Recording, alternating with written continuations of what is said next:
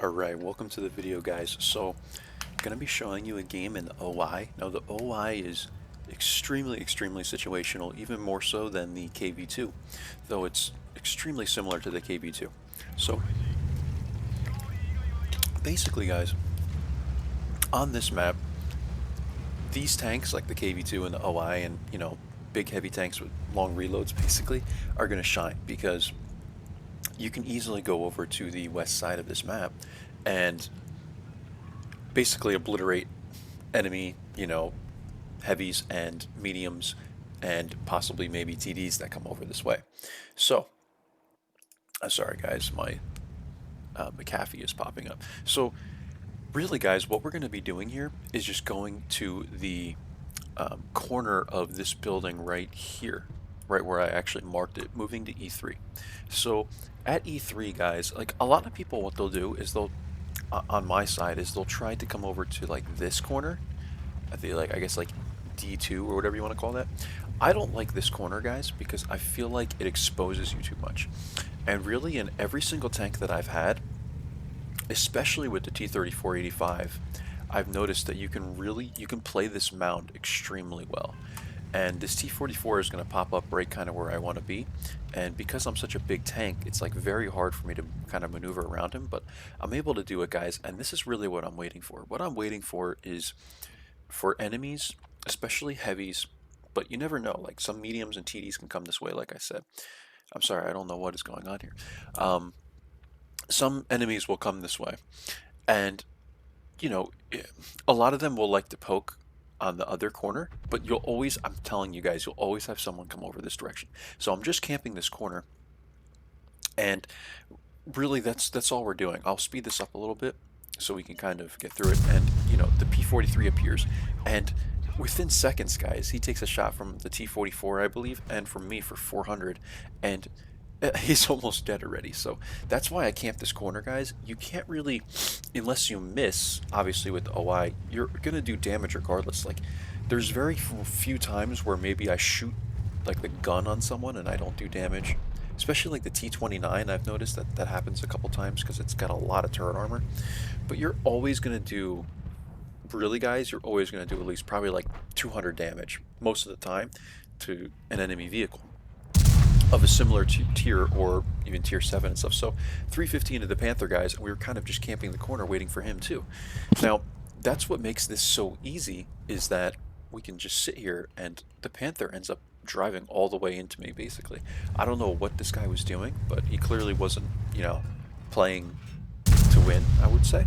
So we kill the Panther, guys. It's only another 10 damage, but it's still a kill nonetheless. Now we're at 775 damage, and honestly, all we did was play this one corner. Now, I see the KV-1S trying to make a move here, and this is just map awareness, guys. That's all I'm doing, is just paying attention to my map. We see the KV-1S. We're going to try and get a shot into his turret there because of the way that mound was going. I would rather, I think that I had a better chance of hitting a shot into his turret. Now, I see him approaching, and, like, I'm just surprised that, given this KV-1S basically has no support, that he's going to try and push into me. But he is, and we're going to get a shot into him there, guys, for 556 right into the side of the tank. And he just basically exposes himself to me, and there's really no reason for him to do that. So now we're at 1,331 damage, and this is already a pretty decent game, right? So if you're looking at the map, guys, let's pause for a second. If you're looking at the map, where would you want to put yourself in this situation? Well, you're in an OI, so there's really nowhere you can hide in this tank. I mean, this is literally, I think, the biggest tank in the game, and in real life, for comparison, this thing is basically 2 stories tall. And if you're just looking at this thing, you can't hide this thing anywhere. I mean, the thing is like gigantic. So where would I put myself in this situation? Well, we could come up to here, but we're just not going to make it, guys. What we have to do is drive into this little pocket right here in D4, C4 area. And that's how we're going to really play the rest of this game. Now, the T-26E5 kind of just runs into me. Maybe he's trying to get into the same area. But literally, I have nowhere else to go. Okay, the T-26E5 certainly could go to some other places, perhaps along the edge of this building and stuff. I have to poke this corner, guys, because I can't put this tank anywhere else. So you see the Basante here. This game gets very long, so I'm just going to put it in 2 times, basically, at least for the rest of the match. I'm going to keep speeding up, guys, because I'm basically just camping here the rest of the game. And there's really nothing else for me to do in this situation. Now, the M4A1 pokes there, and we get just a absolutely, obliterating shot into him there. That's all I could really say about that. He exposes the side of his tank, and 810 damage, guys. Good night. So that's where this tank is shining, guys. We're at over 2,000 damage now, and just like the KV2, this tank is shining where you can hit enemies that just can't withstand a blast of an HE shell. So I'm pretty sure we hit the Basante there. I don't have the M plates for this battle. Actually, that's a lie. I do have the end plates, and I will open them for you at the end of this game.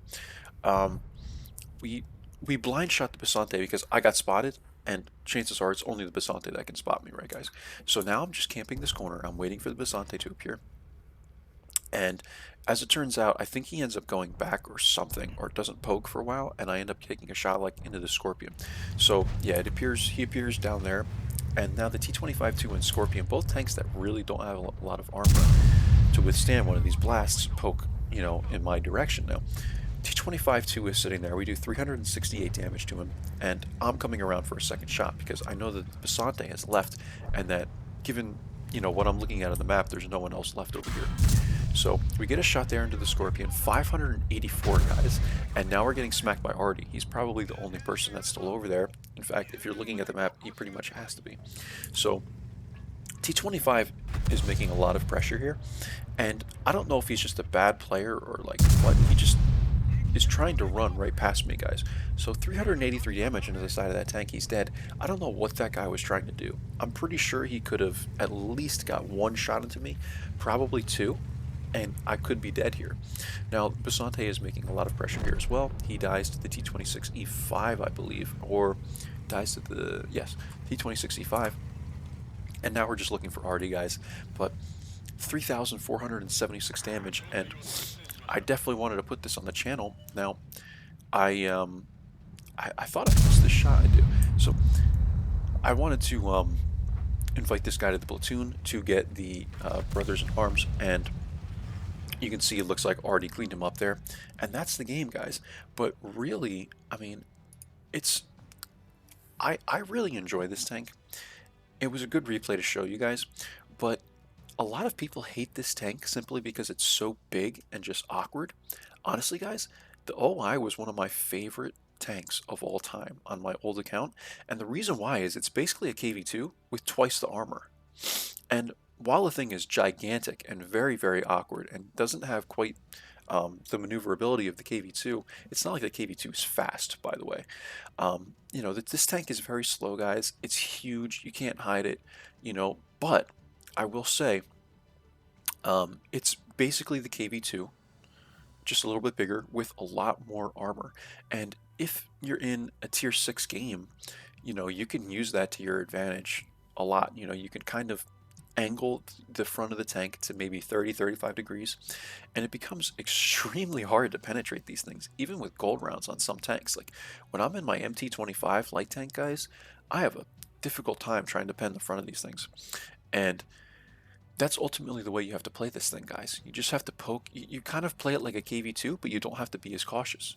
You can use the front armor. It even has like 100 and something at the back as well. Really, the only weak spot on this tank is the side.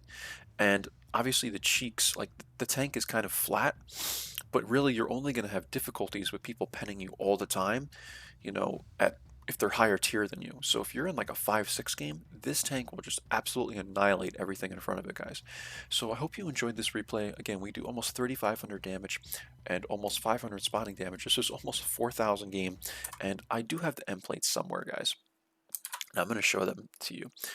So really, we ended up making, I want to say, let's just pull all these out of here. We ended up making, I want to say, it was like 40K or something like that, because obviously we didn't shoot any gold. It's a mastery badge, guys. We did, like I said, almost 4,000 combined, so that's very good. And we got the brothers in arms. Now, This was 3,755 damage, so we did hit one of those blind shots, guys. I believe, because we were only at, I believe, 3476 or something like that. So 5 kills, guys, 3,755 damage. This ends up being like a 4,200 combined game, and ultimately that is mastery. So I believe, like I said, we made profits in this 59K, guys, and that's even though we had a lot of reserves and stuff like that, and plus the 44% credit bonus for holiday ops. I mean, 60K, guys, is still great considering that I'm running rations. And by the way, guys, just to look at my quick setup, I do run vents in the uh, what is this, survival slot, right? I run rammer and I run the aim tuner. And if you look at the stats, I mean, it's slightly more accurate than the KV2. Actually, I believe the KV2 is like 0.53 dispersion. The damage is not quite as much on the HE shell. I think it's like 890 as opposed to 910 or something like that. And you kind of see the way I set this up, guys. We definitely run Brother in Arms. That's really helpful for that extra 5%. And we run rations. And with vents, I mean, this puts our crew at like 133%. So that's really good, guys. That's how, I set the tank up because I needed to be as accurate as possible. And honestly, the gun depression is not that bad considering how this tank is built either. I didn't notice this, -10. So not bad, guys. Like I said, this tank is very situational. You will get into games, guys, where you only get like one shot off. Same thing as the KV2, guys, but this tank is really shining in those lower tier battles, and this was a tier 8 game, guys, and we did 3,700 damage. So hope you enjoyed this one in the OI, guys, this gigantic Japanese tank that was really only a thing in blueprints. I think it saw one prototype, but was never finished. Would have been insane if it was. But anyway, guys, the OI tier 6 Japanese heavy tank. Hope you enjoyed this one. I will see you in the next one. Bye-bye.